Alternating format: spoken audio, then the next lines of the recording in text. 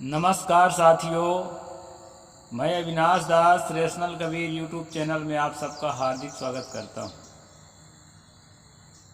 कैसे हैं दोस्तों? उम्मीद करता हूं कि अच्छे होंगे। आज जो है ब्रह्म राक्षस एक विषय है, इस पर चर्चा होगी। जो साथी चैनल को सब्सक्राइब नहीं किए हैं सब्सक्राइब जरूर करें और अपने सभी साथियों तक पहुंचाएं। इंटरेस्टिंग जानकारी है। शायद आप में से बहुत से साथी, आपके रिश्तेदार, आपके मित्र इस विषय में नहीं जानते होंगे, तो शेयर जरूर करें दोस्तों, ताकि जन जन को मालूम होए ब्रह्म राक्षस के विषय में। पिछले स्ट्रीम में मैंने एक स्ट्रीम किया था वाल्मीकि रामायण पर, जिस पर आपको बताया था कि पुरोहितों ने किस तरह से राजा दशरथ को ब्रह्म राक्षस का भय दिखाया। और अगर वो स्ट्रीम न देखे हों तो जरूर देखना दोस्तों। शक्तिशाली महाराजा दशरथ भय से कांप गए ब्रह्म राक्षस के नाम पर। तो साथियों, ये ब्रह्म राक्षस है क्या चीज, इसको हमें बारीकी से समझने का प्रयास करना है और आज मैं यही बताऊंगा। सबसे पहले साथियों एक कहानी बता रहा हूं, एकदम संक्षेप में। उस कहानी को आप समझ लीजिए, इसके बाद ब्रह्म राक्षस के बारे में बताऊंगा।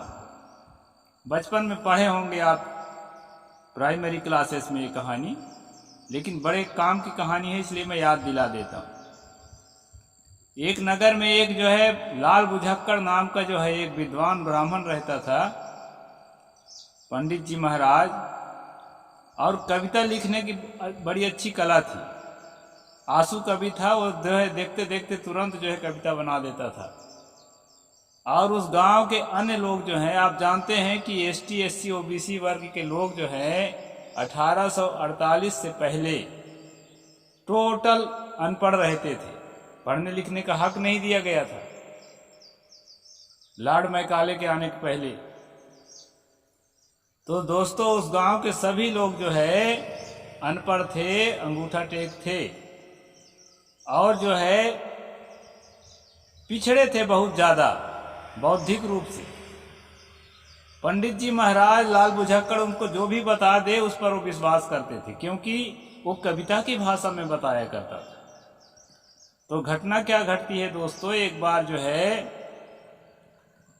उस गांव से हाथी निकल गया और वो गांव के लोग जो है पहले ऊंची पहाड़ियों में रहने वाले थे, वो मैदानी भाग में आकर बसे थे, नए नए लोग थे, वो कभी हाथी नहीं देखे।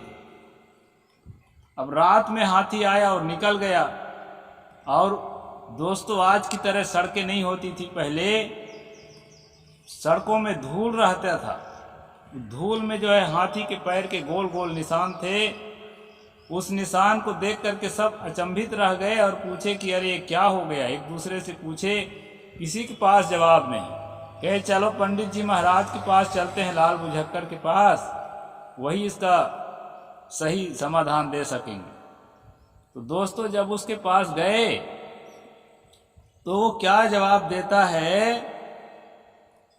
कि लाल बुझक्कड़ बूझ गए और न बूझे कोई। कहते हैं लाल बुझक्कड़ समझ लिया और किसी के समझ की बात नहीं है ये। और क्या है असली बात, पांव में चक्की बांध के हिरना कूदा होए। हिरण जो है अपने पांव में चक्की बांध करके कूदा है, बड़े बड़े छलांग लगाए, दूर दूर पांव के निशान थे। तो ये कहानी से आप समझ सकते हैं दोस्तों, लाल बुझक्कड़ का काम था कि जो उसकी सूझबूझ होती थी वो अर्थ वो लोगों को बता देता था। ये कहानी मैं इसलिए बताया कि अभी मैं ब्रह्म राक्षस की जो बात बता रहा हूं साथियों, पहले हमारा जो विज्ञान था वो विकसित नहीं था। हमारे पुरखे जो है बहुत बारीकी से बातों को सोच नहीं पाते थे। आपने देखा होगा, शायद आपके जीवन से गुजरी हो या आपके परिवार के किसी के जीवन से बात गुजरी हो कि रात में जब सो जाते हैं, सोने के बाद नींद आ जाती है, नींद आने के बाद खासकर पट सोने वालों को दोस्तों होता क्या है कि दिमाग तो जागता रहता है और अच्छी तरह जागता रहता है, लेकिन पूरा शरीर जो है पैरालाइसिस की तरह जाम हो जाता है और उसको पहले से उसके मन में जो भी भ्रम रहता है, भूत का भ्रम, भगवान का भ्रम, देवी देवता का भ्रम, तो उसको लगता है कि किसी अदृश्य शक्ति का प्रकोप मेरे शरीर पर आ गया है। और साथियों, वो क्या करता है, वो अपने हाथ पैर को उठाने का प्रयास करता है। कभी कभी सपना जैसा भी आता है, कोई व्यक्ति होता भी है उसके पास जो उसको अटैक करता रहता है। ऐसी मानसिक गतिविधियां होती है। मेरे जीवन में हुआ है पहले, अब नहीं हुआ करता।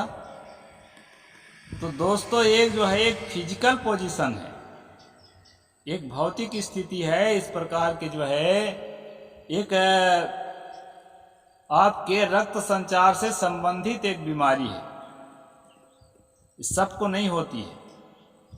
और ये ज़्यादातर ब्लड प्रेशर जिसका लो चलता है, ऐसे लोगों को ज़्यादातर ये होता है। और साथियों, मन में भ्रम भी रहता है, नींद गहरी नहीं आती है। और दूसरी बात जो है, खून का संचार रुक जाने से, यह एक बीमारी है दोस्तों। अगर किसी को होता हो तो उसको जो है चिकित्सक को जरूर दिखाएं। इसका इलाज भी होता है, एलोपैथी में होता है इलाज, आयुर्वेद में भी इलाज होता है। ये कोई किसी भी प्रकार से देवी देवता का प्रकोप या भूत प्रेत का प्रकोप नहीं होता है। तो साथियों, क्या होता था कि पहले जमाने में जब हमारे पुरखे जो है अनपढ़ थे, अंगूठा टेक थे, ऐसी स्थिति किसी के जीवन में आए तो आप अपने आसपास के गांव में जो भी लाल बुझक्कड़ होते थे, उनसे जाकर वो पूछा करते थे कि महाराज जी क्या हुआ, कैसे हुआ, ये तो बड़ा मैं तो मरते मरते बचा, लगता ही है कि अब प्राण छूटा, अब प्राण छूटा। हृदय में धड़कन बढ़ जाती है, कुछ दर्द भी होता है। तो साथियों, वो लाल बुझक्कड़ यही बताता था कि ये ब्रह्म राक्षस का प्रकोप। और जो है कई बार क्या होता है कि पति के बिछड़न में पत्नियां या गर्लफ्रेंड जो होती हैं अपने बॉयफ्रेंड के बिछड़न में शोक में, विरह में रहती हैं। उस समय उनके जो हार्ट है, उनका जो ब्रेन है, कुछ अलग टाइप के जो है एक्टिव करने लगते हैं। ऐसी स्थितियों में दोस्तों वो उनको सपना आता है, पुरुष को भी आता है, गर्लफ्रेंड का या बिछड़ी हुई पत्नी का, और सपना आता है और इसी तरह से हरकत करता है। और साथ में जब थोड़ा होश आता है उसको, तो उसके साथ वो पति पत्नी के रिश्ते की तरह शारीरिक संबंध बनाता है। ये एक सपना टाइप का होता है। और एक शारीरिक संबंध से उसका धातु भी स्खलित होता है। उसको पूरी तरह से लगता है कि मैंने शारीरिक संबंध बनाया। उस पर भी ये बताया जाता है कि ब्रह्म राक्षस ने या ब्रह्म राक्षसी ने आपके साथ ऐसा किया है।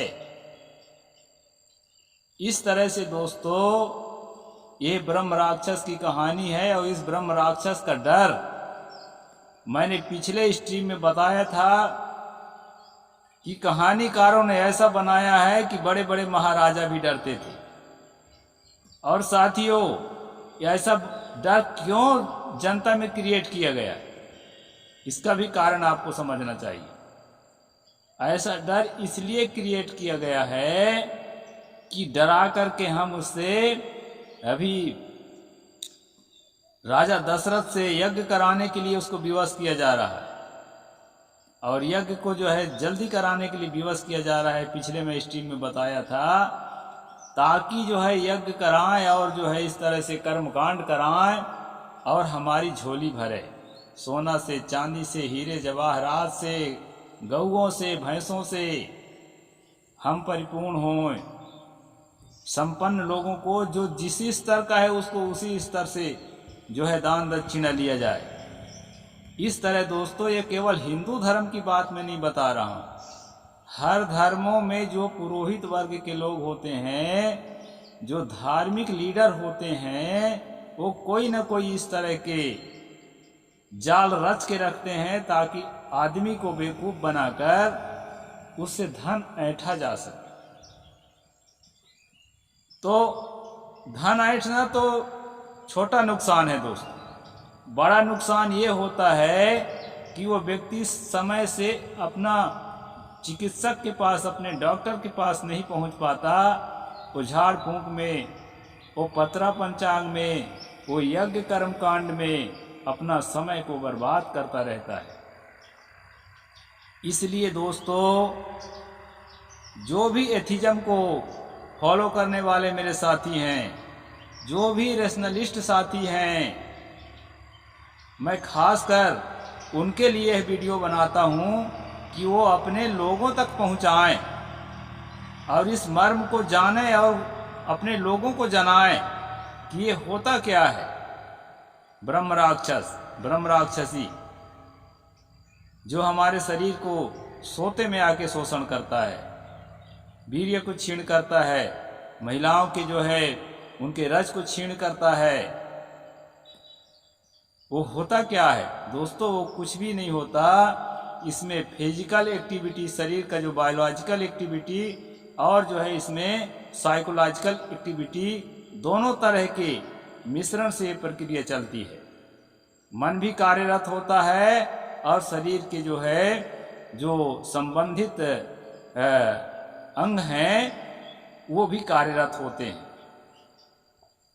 और ये मानसिक प्रक्रिया है। इस प्रकार से घटना जो है, खासकर जो बैचलर लड़के हैं या लड़कियां हैं, जो युवती हैं और जो भ्रम में जीती हैं, भूत का भ्रम, ब्रह्म राक्षस का भ्रम, तेली मसान का भ्रम, देवी देवता ईश्वर परमात्मा का भ्रम कि अलग से कोई परमात्मा होता है जो हमारा भला करेगा, कोप कर देगा तो हमारा नुकसान पहुंचाएगा, अलग से कोई अदृश्य दैवी शक्ति होती है जो हमारे भला बुरा के लिए जिम्मेदार है। इस प्रकार जो भाव रख के चलते हैं दोस्तों, उनको ये बीमारी ज़्यादा होती है। जो रेशनलिस्ट आदमी है, जो एथिस्ट आदमी है, उसको भी कभी होता है तो वो जो है चिकित्सक का सलाह लेकर के और अपने को ठीक करता है। मैं कुछ साधारण सा उपाय बताता हूं दोस्तों इससे निपटने के लिए। अगर ऐसी स्थिति आती है तो घरेलू प्रयोग भी कुछ हैं, उससे आप जो है निपट सकते हैं। आप जो है सुबह सुबह गुनगुना पानी 1 गिलास लें और उसमें दोस्तों साइज के अनुसार आधा या 1 नींबू उसमें निचोड़ दें और 1 चम्मच शहद, और उसको पी जाएं। हो सके तो सुबह शाम पिएं। इस प्रकार प्रयोग करने से आपको फायदा हो सकता है, होता ही है। और साथियों, खून को पतला करने वाला, खून के दौड़ को बढ़ाने वाला कोई भी प्रयोग आप जो है कर सकते हैं। इससे फायदा होता है, ब्लड सर्कुलेशन में सुधार होता है और जो है आपको फायदा होता है। साधारण शहद को भी लेंगे तो उससे भी फायदा होता है। आंवला का मुरब्बा लेंगे तो उससे भी फायदा होता है। और साथियों, शाम के टाइम थोड़ा एक्सरसाइज करें ताकि गहरी नींद आए। गहरी नींद में सब कुछ मानसिक स्थितियां संतुलित हो जाती हैं, मेटाबॉलिज्म ठीक से कार्य करने लगता है शरीर के अंदर।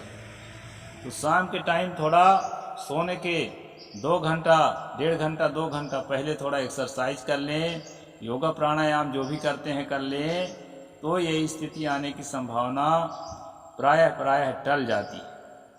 और ब्रह्म राक्षस नाम की कोई चीज़ नहीं होती है, कोई प्राणी नहीं होता है, कोई अदृश्य शक्ति नहीं होती है। भूत प्रेत देवी देवता ईश्वर परमात्मा ये आपके मन के गंदगी के अलावा कुछ नहीं है। इस प्रकार से है दोस्तों।